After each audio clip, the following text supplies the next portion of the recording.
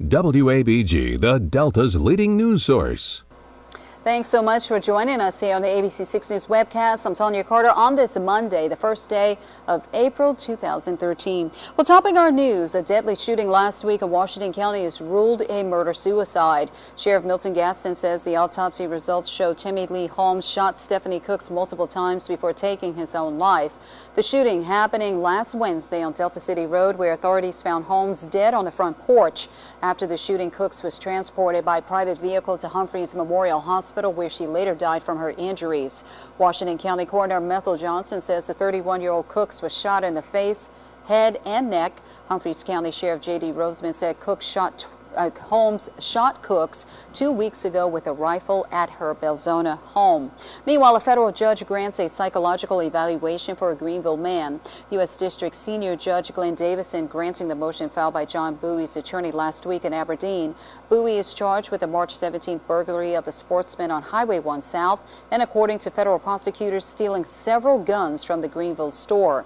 Bowie's attorney George Luke is asking the federal courts for the evaluation, citing Bowie's long history of mental treatment and a recent automobile accident may have exacerbated his problems. According to federal documents obtained by ABC 6, Bowie, who is currently housed in a Lafayette County Detention Center, will have the psychological evaluation performed at a facility designated by the Bureau of Prisons.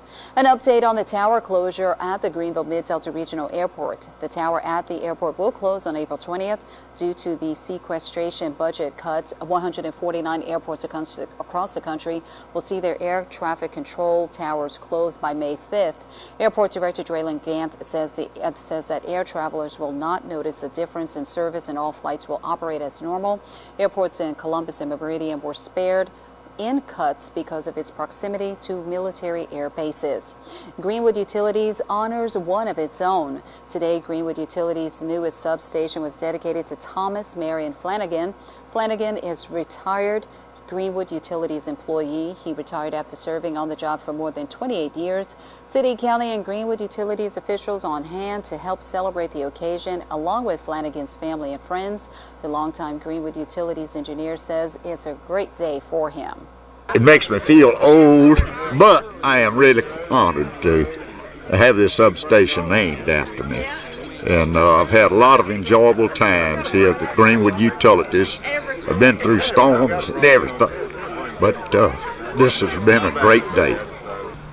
The new Greenwood Utility substation is located on LaSalle, next door to Fire Station number 3. Meanwhile, the city of Cleveland will be honored by the Mississippi State Legislature on Wednesday. Members of the Wabg County Chamber of Commerce and leaders from Cleveland will travel to the state capitol to receive a resolution of congratulations.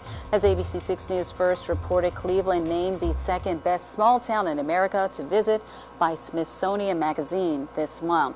Now, Cleveland was near the top of the list because of its many assets, including Delta State University, the Bologna Performing Arts Center, the Delta Music Institute, as well as the restoration of historic downtown area, the Ellis Theater, galleries and restaurants, and the soon-to-be debut Grammy Museum. You've been watching the Delta's #1 news source,